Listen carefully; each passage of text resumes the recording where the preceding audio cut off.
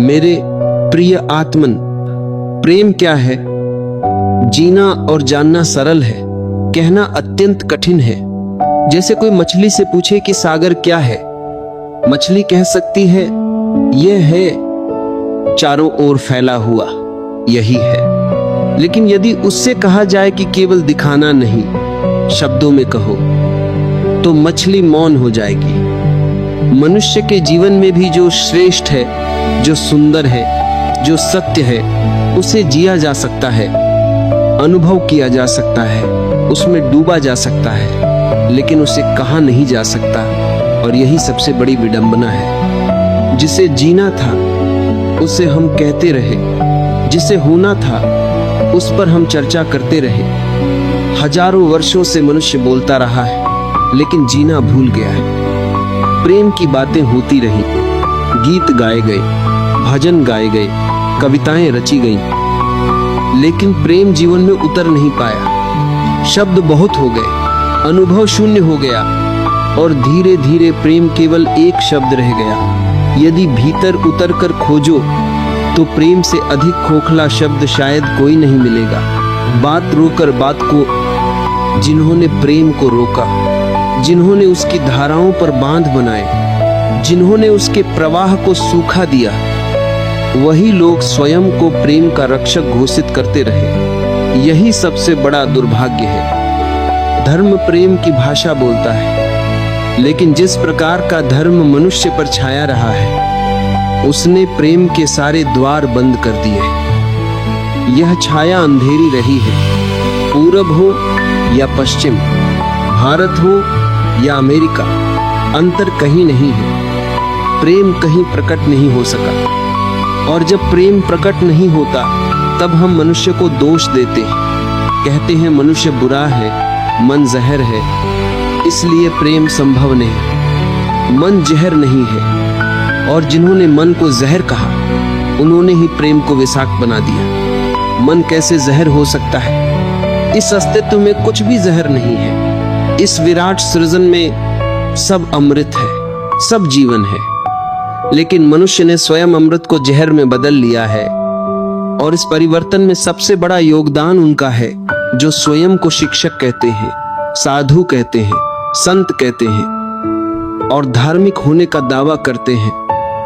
प्रेम को नष्ट करने वाला कोई और नहीं, वही है जो प्रेम की बातें सबसे अधिक करते रहे हैं। इस बात को थोड़ा समझ लेना अत्यंत आवश्यक है, क्योंकि यदि यह बात दिखाई नहीं पड़ी तो मनुष्य के जीवन में प्रेम कभी भी संभव नहीं होगा, न आज न भविष्य में भी। क्योंकि जिन कारणों से प्रेम पैदा नहीं हो सका, उन्हीं कारणों को हम प्रेम के प्रकट होने का आधार बनाए बैठे हैं। और यही सबसे गहरी भूल है। परिस्थितियां इतनी उलटी हो गई हैं कि यदि गलत सिद्धांतों को हजारों वर्षों तक दोहराया जाए तो धीरे धीरे यह स्मरण ही नहीं रहता कि सिद्धांत गलत है। फिर ऐसा प्रतीत होने लगता है कि मनुष्य ही गलत है, क्योंकि वह उन सिद्धांतों के अनुसार जी नहीं पा रहा।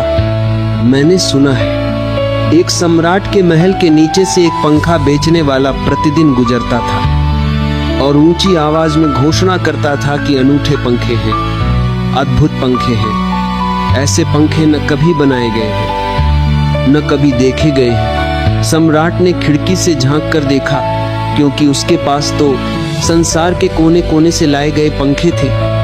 नीचे देखा कि एक साधारण व्यक्ति खड़ा है, हाथ में मामूली 2-2 पैसे के पंखे, और फिर भी घोषणा अनूठे होने की। सम्राट ने उसे ऊपर बुलवाया और पूछा कि इन पंखों में क्या विशेषता है और इनका मूल्य क्या है। पंखा बेचने वाले ने कहा, महाराज, मूल्य अधिक नहीं है, पंखे को देखते हुए तो बहुत ही कम है, केवल 100 रुपये का पंखा है। सम्राट चौंका। 100 रुपये, यह साधारण पंखा जो हर बाजार में मिल जाता है, और 100 रुपये मूल्य, इसमें ऐसी कौन सी खूबी है? उस व्यक्ति ने कहा, खूबी यह है कि यह पंखा 100 वर्ष चलता है, 100 वर्ष की गारंटी है, 100 वर्ष से पहले खराब नहीं होता। सम्राट ने कहा, इसे देखकर तो ऐसा प्रतीत होता है कि एक सप्ताह भी चल जाए तो बहुत है, क्या तुम धोखा देने का प्रयास कर रहे हो? और वह भी सम्राट के सामने।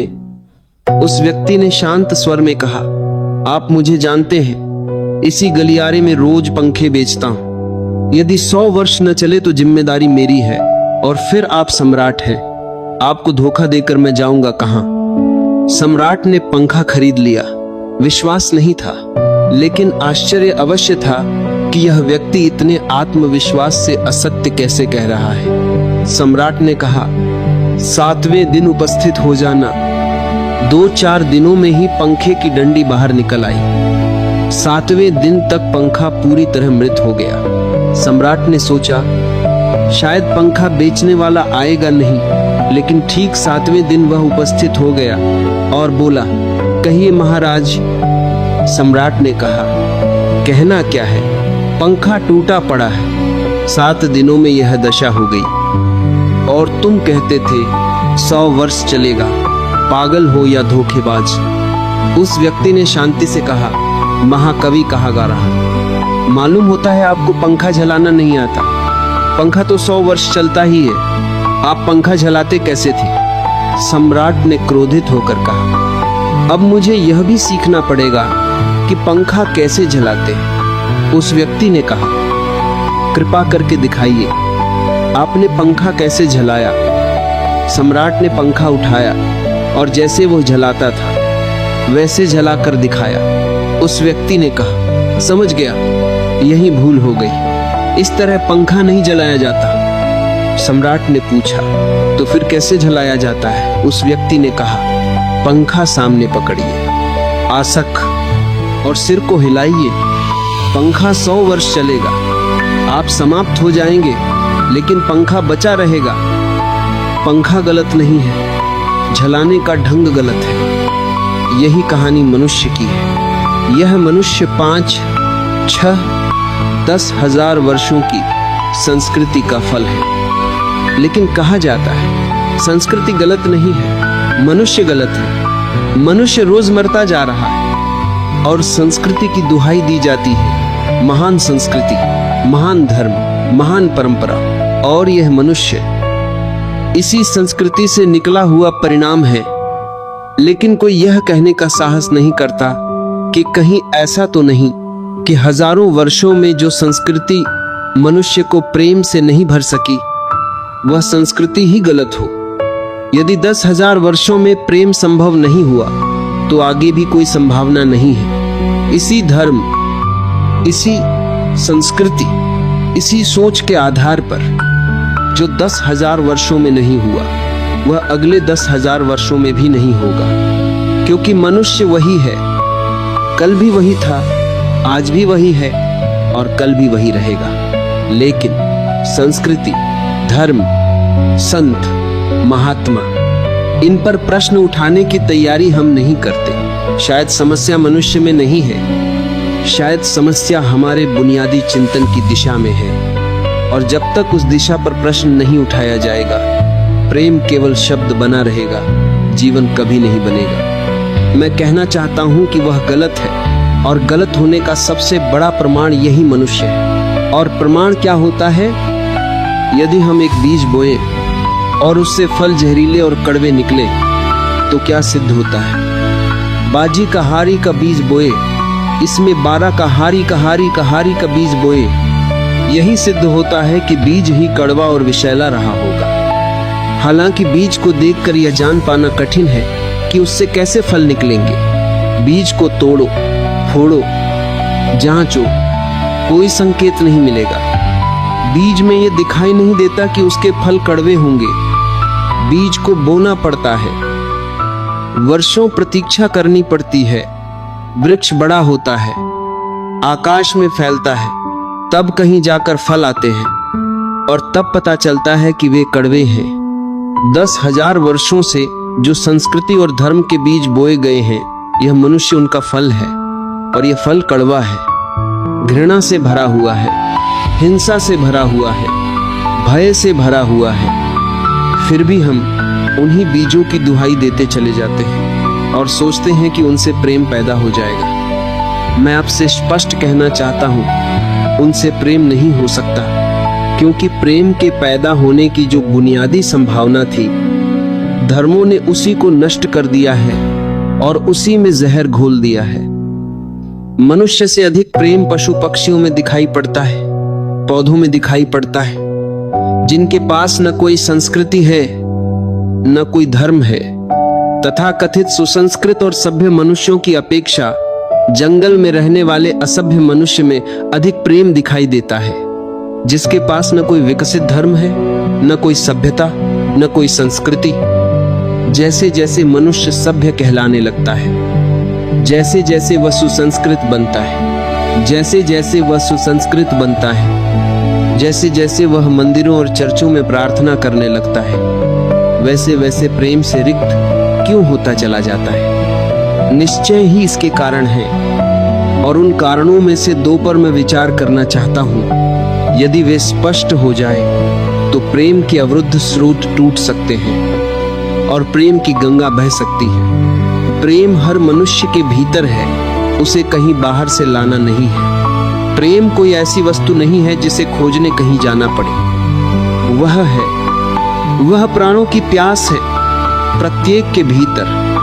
वह प्राणों की सुगंध है हर एक के भीतर। लेकिन चारों ओर से परकोटे बने हुए हैं, पत्थर की दीवारें खड़ी हैं, इसलिए वह प्रकट नहीं हो पाता। झरने भीतर हैं, लेकिन चट्टानों से ढंके हुए हैं, इसलिए फूट नहीं पाते। इसलिए प्रेम की खोज कोई विधायक साधना नहीं है, कोई पॉजिटिव अभ्यास नहीं है कि कहीं जाकर प्रेम सीखा जाए। एक मूर्तिकार पत्थर को तोड़ रहा था। कोई व्यक्ति देखने आया कि मूर्ति कैसे बनाई जाती है। उसने देखा कि मूर्ति तो बनाई ही नहीं जा रही, केवल छैनी और हथौड़े से पत्थर तोड़ा जा रहा है। उसने पूछा, आप ये क्या कर रहे हैं? मूर्ति तो बना ही नहीं रहे। मैं तो मूर्ति बनते देखने आया था, आप तो केवल पत्थर तोड़ रहे हैं। मूर्तिकार ने कहा, मूर्ति पत्थर के भीतर पहले से है, उसे बनाने की कोई जरूरत नहीं। केवल ऊपर से जो व्यर्थ पत्थर जुड़ा है उसे हटाना है और मूर्ति स्वयं प्रकट हो जाएगी। मूर्ति बनाई नहीं जाती, मूर्ति केवल खोजी जाती है, आविष्कृत होती है, अनावृत होती है, उघाड़ी जाती है। मनुष्य के भीतर प्रेम छिपा हुआ है, उसे पैदा नहीं करना है, केवल उघाड़ना है। कुछ ऐसा है जो हमने ऊपर से ओढ़ लिया है, वही उसे प्रकट नहीं होने देता। यदि आप किसी चिकित्सक से पूछें कि स्वास्थ्य क्या है, तो संसार का कोई चिकित्सक आपको उत्तर नहीं दे पाएगा। यह बड़ा आश्चर्य है, क्योंकि पूरा चिकित्सा शास्त्र स्वास्थ्य पर ही टिका है, लेकिन स्वास्थ्य की कोई परिभाषा नहीं है। चिकित्सक कहेगा, हम बीमारियों को जानते हैं, उनके लक्षण जानते हैं, उनकी परिभाषाएं जानते हैं, लेकिन स्वास्थ्य के बारे में हम इतना ही कह सकते हैं कि जब कोई बीमारी नहीं होती तो जो होता है वही स्वास्थ्य है। यह स्वास्थ्य की परिभाषा नहीं है, यह केवल बीमारी का निषेध है। सच यह है कि स्वास्थ्य बाहर से नहीं आता, वह भीतर छिपा रहता है। बीमारियां हटती हैं और स्वास्थ्य प्रकट हो जाता है। स्वास्थ्य हम में है, स्वास्थ्य हमारा स्वभाव है। इसी प्रकार प्रेम भी हम में है, प्रेम हमारा स्वभाव है। इसलिए यह बात मूलतः गलत है कि मनुष्य को समझाया जाए कि तुम प्रेम पैदा करो। सोचने की बात यह नहीं है कि प्रेम कैसे पैदा किया जाए, सोचने की बात यह है कि प्रेम प्रकट क्यों नहीं हो पा रहा है, बाधा क्या है, अड़चन कहाँ है, किस स्थान पर रुकावट खड़ी कर दी गई है। यदि कोई भी रुकावट न हो तो प्रेम प्रकट होगा ही। उसे सिखाने की, समझाने की कोई भी आवश्यकता नहीं है।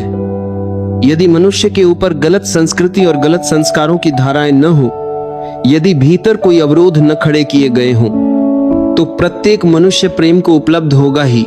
यह कोई संभावना नहीं है, यह अनिवार्यता है। प्रेम से कोई बच नहीं सकता, क्योंकि प्रेम मनुष्य का स्वभाव है। गंगा हिमालय से बहती है और वह बहेगी ही। उसके प्राण है, उसके पास जल है, उसके भीतर ऊर्जा है। वह सागर को खोज ही लेगी। न वह किसी पुलिस वाले से पूछेगी, न किसी पुरोहित से पूछेगी कि सागर कहाँ है। कभी किसी ने गंगा को चौराहे पर खड़े होकर पूछते देखा है कि सागर किधर है? सागर की खोज उसके प्राणों में छिपी है, ऊर्जा भीतर मौजूद है। इसीलिए वह पहाड़ तोड़ेगी, मैदान काटेगी और अंततः पहुंच जाएगी सागर तक। सागर कितना ही दूर हो, कितना ही छिपा हो, वह खोज ही लेगी। कोई नक्शा नहीं है, कोई गाइड बुक नहीं है, फिर भी वह पहुंच जाती है। लेकिन यदि बांध बना दिए जाएं, यदि चारों ओर परकोटे खड़े कर दिए जाएं, तो स्थिति बदल जाती है। प्रकृति की बाधाओं को तो गंगा तोड़कर सागर तक पहुंच जाती है, लेकिन यदि आदमी अपनी इंजीनियरिंग की बाधाएं खड़ी कर दे तो संभव है कि गंगा सागर तक न पहुंच पाए। यही भेद समझ लेना आवश्यक है। प्रकृति की कोई भी बाधा वास्तव में बाधा नहीं है, इसलिए गंगा हिमालय को काटकर भी सागर तक पहुंच जाती है। लेकिन यदि आदमी योजनाएं बनाए, इंतजाम करे और कृत्रिम रुकावटें खड़ी कर दे तो वह गंगा को सागर तक न भी पहुंचने दे सकता है। प्रकृति सहयोग है, प्रकृति हार्मनी है। वहां जो बाधा दिखाई पड़ती है वह भी शक्ति को जगाने की चुनौती होती है। वहां जो विरोध दिखाई देता है वह भी भीतर छिपे प्राणों को प्रकट करने का निमंत्रण होता है। वहां वास्तव में कोई बाधा नहीं होती। हम बीज को धरती में दबाते हैं, ऊपर से लगता है कि मिट्टी की परत बीज को रोक रही है, लेकिन वह परत बाधा नहीं है। यदि वह परत न हो तो बीज अंकुरित भी नहीं होगा। बीज को दबाया जाता है ताकि वह गले, टूटे और अंकुर बन जाए। ऊपर से लगता है कि जमीन रोक रही है, लेकिन भीतर से वही जमीन मित्र बनकर सहयोग कर रही है। प्रकृति एक हार्मनी है, एक संगीतपूर्ण लय है। लेकिन आदमी ने प्रकृति के ऊपर जो यांत्रिक धारणाएं थोपी हैं, जो इंजीनियरिंग खड़ी की है, उससे गंगाएं रुक गई हैं, जगह जगह अवरुद्ध हो गई हैं और फिर दोष आदमी को दिया जाता है। बीज को कभी दोष नहीं दिया जाता। यदि पौधा न बने तो हम कहते हैं कि जमीन ठीक नहीं थी, पानी नहीं मिला, सूरज की रोशनी नहीं मिली। लेकिन जब मनुष्य के जीवन में प्रेम का फूल नहीं खिलता तो हम कहते हैं तुम ही जिम्मेदार हो। कोई यह नहीं कहता कि भूमि नहीं मिली होगी ठीक, पानी नहीं मिला होगा ठीक, सूरज की रोशनी नहीं मिली होगी ठीक। इसलिए यह मनुष्य का पौधा अवरुद्ध रह गया, विकसित नहीं हो पाया, फूल तक नहीं पहुंच पाया। मैं आपसे कहना चाहता हूँ कि बुनियादी बाधाएं मनुष्य ने स्वयं खड़ी की हैं। प्रेम की गंगा तो बह सकती है और परमात्मा के सागर तक पहुंच सकती है। मनुष्य बना ही इसलिए है कि वह प्रेम बह और परमात्मा तक पहुंच जाए। लेकिन हमने कौन सी बाधाएं खड़ी कर दी हैं? पहली बात यह है कि आज तक मनुष्य की लगभग सभी संस्कृतियों ने, सभी धर्मों ने सेक्स का, काम का, वासना का विरोध किया है। इस विरोध ने ही मनुष्य के भीतर प्रेम के जन्म की संभावना को नष्ट कर दिया है। क्योंकि सच्चाई यह है कि प्रेम की पूरी यात्रा का प्रारंभिक बिंदु काम है, सेक्स है। प्रेम की यात्रा की गंगोत्री वही है, वहीं से प्रेम की गंगा जन्म लेती है और वहीं सबसे पहला आघात किया गया, वहीं रोक दिया गया। कहा गया काम पाप है, काम अधम है, काम जहर है। और हमने ये कभी सोचा ही नहीं कि वही काम की ऊर्जा, वही सेक्स एनर्जी अंततः प्रेम में रूपांतरित होती है। प्रेम का विकास काम की शक्ति का ही ट्रांसफॉर्मेशन है, उसी का रूपांतरण है। जैसे कोयला पड़ा हो और किसी को यह ख्याल भी ना आए कि वही कोयला हीरा बन सकता है। हीरे और कोयले में बुनियादी रूप से कोई अंतर नहीं है। हीरे में भी वही तत्व हैं जो कोयले में है। हजारों वर्षों की प्रक्रिया से कोयला हीरा बन जाता है, लेकिन कोयले की कोई कीमत नहीं होती, उसे छिपाकर रखा जाता है और हीरे को लोग छाती पर सजाकर घूमते हैं ताकि वह दिखाई पड़े। और फिर भी हीरा और कोयला एक ही है, केवल यात्रा अलग है और उनका काम बस इतना था। लेकिन यदि आप कोयले के ही शत्रु बन गए तो हीरे के पैदा होने की संभावना भी समाप्त हो गई, क्योंकि हीरा कोयले से ही पैदा हो सकता था। अगर चाहो तो सेक्स की शक्ति ही, काम की शक्ति ही अंततः प्रेम बनती है, लेकिन उसी शक्ति के विरोध में खड़े कर दिए गए हैं सब, उसी के शत्रु बना दिए गए हैं मनुष्य। अच्छे कहलाने वाले लोग उसके दुश्मन बना दिए गए हैं, और इस विरोध ने प्रेम के अंकुर तक को फूटने नहीं दिया। जमीन से ही, प्रारंभ से ही, पहली सीढ़ी पर ही पूरे भवन को नष्ट कर दिया गया। फिर कोयला हीरा नहीं बन पाता, क्योंकि उसके बनने के लिए जो स्वीकृति चाहिए, जो विकास चाहिए, जो रूपांतरण की प्रक्रिया चाहिए, उसका अवसर ही नहीं मिलता। जिससे हम शत्रु हो गए, जिससे हमारा द्वंद्व खड़ा कर दिया गया, जिससे हमें निरंतर लड़ने को मजबूर किया गया, उसी से मनुष्य को लड़ाया गया है। अपनी ही शक्ति से मनुष्य को भिड़ा दिया गया है। सेक्स की ऊर्जा से मनुष्य को संघर्ष में डाल दिया गया है, और ऊपर से शिक्षाएं दी जाती हैं कि द्वंद्व छोड़ो, संघर्ष मत करो, लड़ो मत, जबकि सारी शिक्षाएं अपनी जड़ में यही सिखा रही हैं कि लड़ो। कहा जाता है मन जहर है, तो मन से लड़ो, जहर से तो लड़ना पड़ेगा। कहा जाता है मन जहर है, कहा जाता है सेक्स पाप है, तो उससे लड़ो। और साथ ही यह भी कहा जाता है कि द्वंद्व छोड़ दो। जिन शिक्षाओं के आधार पर मनुष्य द्वंद्व से भरता चला जा रहा है, वही शिक्षाएं दूसरी ओर यह भी कह रही हैं कि द्वंद्व छोड़ो। एक तरफ आदमी को पागल बनाया जाता है, और दूसरी तरफ पागल खाने खोले जाते हैं कि इलाज किया जाए। एक तरफ बीमारियों के कीटाणु फैलाए जाते हैं, और फिर अस्पताल खोले जाते हैं कि बीमारियों का उपचार यहाँ होगा। इस संबंध में एक बात गहराई से समझ लेने योग्य है। मनुष्य कभी भी काम से मुक्त नहीं हो सकेगा। काम उसके जीवन का प्राथमिक बिंदु है, उसी से जीवन का जन्म होता है। परमात्मा ने काम की शक्ति को, सेक्स को ही सृष्टि का मूल आधार स्वीकार किया है, और जिसे परमात्मा पाप नहीं मानता, उसी को महात्मा पाप घोषित कर रहे हैं। यदि परमात्मा उसे पाप मानता, तो इस पूरे अस्तित्व में, इस पूरे ब्रह्मांड में परमात्मा से बड़ा पापी कोई नहीं हो सकता। फूल खिला हुआ दिखाई देता है। कभी सोचा है कि फूल का खिलना भी एक सेक्सुअल घटना है? फूल का खिलना भी काम की ही अभिव्यक्ति है, वासना की ही एक लहर है। फूल में है क्या? उसके खिलने में क्या घटता है? वहां पर आग के कण हैं, बीज के बिंदु हैं, जिन्हें तितलियां एक फूल से दूसरे फूल तक ले जाती हैं और नया जीवन जन्म लेता है। एक मोर नाचता है, कवि गीत गाते हैं, संत भी उसे देखकर प्रसन्न होते हैं, लेकिन यह नहीं सोचते कि वह नृत्य भी एक सेक्सुअल अभिव्यक्ति है। मोर अपनी प्रेयसी को पुकार रहा है, अपने साथी को आकर्षित कर रहा है। पपीहा बोलता है, कोयल गाती है, एक युवक जवान होता है, एक युवती विकसित होती है। ये सब सेक्स एनर्जी की अभिव्यक्तियां हैं। ये सब काम का ही रूपांतरण है। सारा जीवन, सारी अभिव्यक्ति, सारी फ्लावरिंग काम की ही है, और उसी काम के विरुद्ध संस्कृति और धर्म मनुष्य के मन में जहर घोल रहे हैं, उसी से लड़ने की शिक्षा दे रहे हैं। मौलिक शक्ति से मनुष्य को उलझा दिया गया है, इसीलिए मनुष्य दीनहीन हो गया है, प्रेम से रिक्त हो गया है, खोखला हो गया है।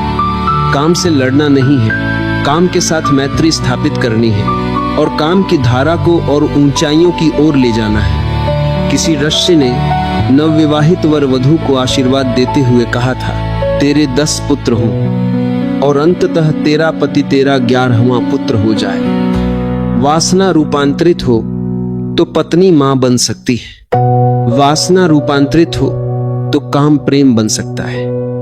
लेकिन प्रेम काम से ही पैदा होता है। काम की ऊर्जा ही प्रेम की ऊर्जा में विकसित होती है, फलित होती है। लेकिन हमने मनुष्य को भर दिया है काम के विरोध से। परिणाम यह हुआ कि प्रेम विकसित नहीं हो सका, क्योंकि वह आगे का विकास था, काम की स्वीकृति से आता था। और काम के विरोध के कारण मनुष्य का चित्त और अधिक कामुक होता चला गया। हमारे गीत, हमारी कविताएं, हमारे चित्र, हमारी मूर्तियां, हमारे मंदिर सब घूम फिरकर सेक्स के चारों ओर केंद्रित हो गए। मन 24 घंटे सेक्स में उलझ गया। इस पृथ्वी पर कोई भी पशु मनुष्य की तरह सेक्सुअल नहीं है। मनुष्य उठते बैठते, सोते जागते हर क्षण सेक्स से ग्रस्त हो गया है। उसके प्राण में एक घाव बन गया है, विरोध के कारण, शत्रुता के कारण, क्योंकि जिससे मुक्त होना असंभव था, उससे लड़ने की कोशिश में पूरा जीवन रुग्ण हो गया। और जो आज मनुष्य जाति इतनी अधिक कामुक दिखाई देती है, इसके पीछे तथाकथित धर्मों और संस्कृतियों का ही मूल हाथ है। इसके पीछे बुरे लोग नहीं हैं, इसके पीछे सज्जन हैं, संत हैं। और जब तक मनुष्य जाति इन सज्जनों और संतों के इस अनाचार से मुक्त नहीं होती, तब तक प्रेम के विकास की कोई संभावना नहीं है।